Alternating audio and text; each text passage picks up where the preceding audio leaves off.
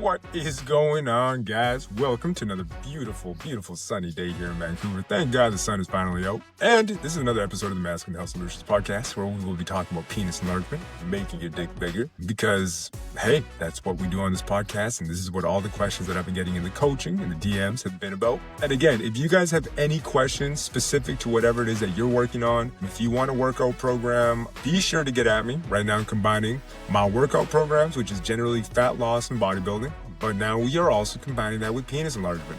So now when you do your check-ins, you can talk to your boy, and we can talk about both things, right, when you check in, right? And these check-ins are beautiful because they will actually be half an hour, right? So be sure to get at me if this is what you want to do. If not, if you just have any questions, anything that you just basically want to just align as far as your workout programs go, as far as, getting the right cylinder size or stuff specific to your needs, be sure to use the first link in the podcast description or on YouTube or anywhere else that you are seeing this, right?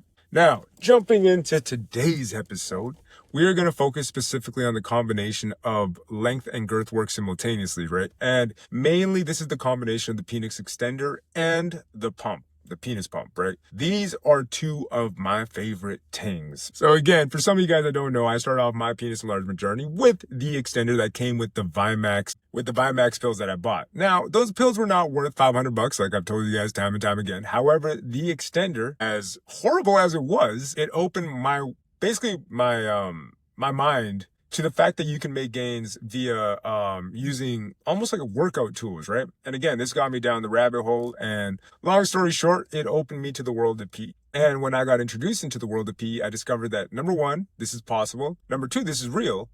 And number three, this is just like absolutely everything else in life, right? What do I mean by that? Number one, you got to be consistent. Number two, you got to be disciplined. Number three, motivation, all that, falls apart real quick when, you're living your day-to-day life and you're just like, well, I'm doing this for X, Y, Z, but then I kind of lost my purpose. The reason why I'm bringing this up is that I want anybody that's doing PE right now to make sure that their mindset is aligned with the goals that they have in mind. If you do not align your mindset, your mind to the goals that you have, you will not succeed, and you should just give up now before you start calling PE a scam. Calling people out on that right now, because a lot of people that I've talked to have said like, oh, I've been doing it for a month. I've been doing it for 6 weeks. Okay. The reason, it was one guy in particular. It was just like, oh, it's a scam, it's bullshit. And I tried it out for, a week, and he spent a copious amount of money to just give up on things, right? And the more I dug, the more I just told him like, hey, you know what? And I hope that after the conversation that we had, he left and hopefully tried again, right? And the reason why I hope he tried again is that he'd be able to prove to himself that it is possible and that maybe he just hadn't given himself enough time, right? So regardless of whatever modality that you choose, whether it's pumping, whether it's using an extender, whether all these modalities work, but you got to give it time, right? So again, I'm stressing everybody that's listening, make sure you get your mind right and then just follow through with the action. The action will dictate the results that you get, right? And I'm not going to sugarcoat it because I'm not going to say it's easy. It's going to require time and discipline. And even for myself right now, where I'm doing like a hanging protocol, but I'm only doing 3 days a week because that's all I got. But I make it count. And that brings me into today's episode where, again, I was talking to a gentleman and, as we were talking about, he was asking me about, the use of an extender and, how would you recommend, post-workout modalities and stuff as well. And basically, the question was brought up, can I combine, the use of the extender and pumping? And my answer to that is 150 million%, bro. And I think it's a beautiful way to go about it. Why? When you use the extender, you're going to increase your length, right? It's not going to be overnight, but you will increase your length. Now, we are looking for a little bit of that dullness, a little bit of that pain. You're looking for a little bit of that exhaustion of the suspensory ligaments, right? And then when you put it into the pump, you're going to get some rich oxygenated blood in there, good 5-10 minute pump post-workout. And the beauty of it is that in doing so, you're going to have a bigger flaccid hang. The other thing to keep in mind, and the beauty of why I like pumping so much, is that regardless of whatever exercise program that you do, sometimes, take that back. When you're doing length work, you might get some retraction, some turtling, right? So like, let's say you've been working on your dick and all of a sudden it starts to just turtle in, right? And you're like, oh, snap, like I'm losing gains. And sometimes more psychological, because even though it'll turtle in and retract a little bit, sometimes I talked to Rob from P Hanger and he was saying like, no, it's completely fine. It's part of the process and it's bound to happen, right? Regardless of what your stance is on it, I still think that pumping right? It gives you a bigger flaccid hang. What does that mean? It means that all day the length, won't be affected by it. It will hang lower. And it just helps, I think, more than anything for the mental side of things, right? And again, that's why I kind of opened up with the mindset side of it. Sometimes some guys will be like, well, I'm not seeing gains overnight. The beauty of, pumping is that it gives you almost that.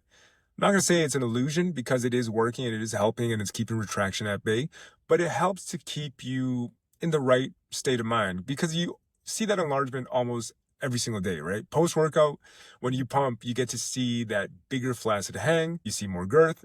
It's beautiful, right? So when it comes to using an extender and doing the extender work or hanging or whatever the case may be, whatever it is that you're into, combining with pumping is a great modality.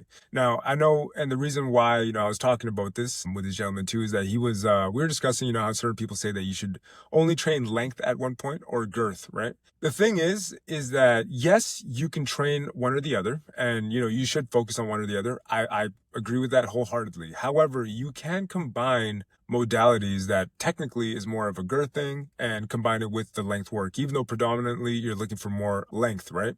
The beauty of combining it with pumping is that pumping just benefits everything. You got to view the penis like this. It's like a balloon. It's going to expand in every direction. And when you pump, you allow it to expand in every direction, right? So not only is it expanding, in the length side of things, it's also giving you more girth. And the beauty of it is that, when you're hanging with that big flaccid, juicy hang post-workout, it's just going to hang lower. It's going to make you happier psychologically. And over time, the more you continue to repeat this cycle, it's going to lead to long-term gains, right?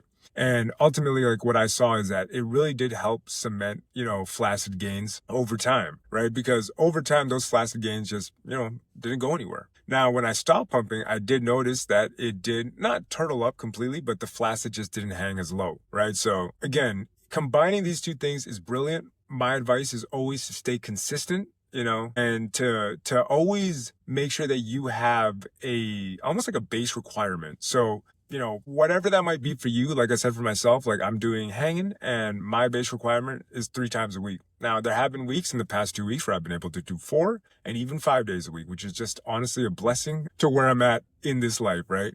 I want to be doing PE full time and really dedicating myself to the podcast full time. And, hopefully in the near future, that's going to be a possibility.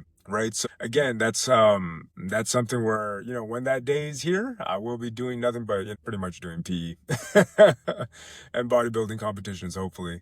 Again, and the podcasting, which is just honestly, it's beautiful because I've learned a lot from the people that reach out to me, and it makes me really question some of the things that I do as well, which is pretty much why we do this. It's like it's like a science that you got to continuously learn more about, right?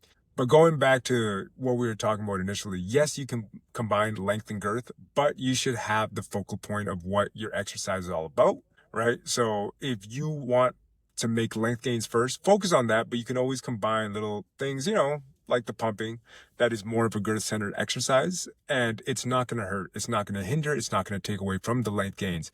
If anything, it's going to add to it. And the beauty of it, like I said, psychologically, it's going to really help you, put you in this beautiful mental space. And the reason why I think it's beautiful is because, hey, you look down, you're like, gosh, look at that.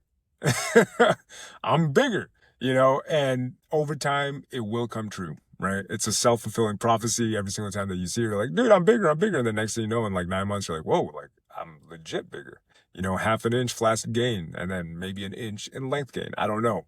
Right. And the beauty of it is if you are a newbie, combine these two things. Again, it's beautiful. Over time, veterans, I know progressive overload, you're going to have to look for something that's a little bit more intense, kind of like your boy doing hanging, right? And again, we'll talk more about hanging, more about my protocol in a future episode, but just wanted to leave you guys with that yes, you can 100% combine an extender with pumping. If anything, I think it's fantastic.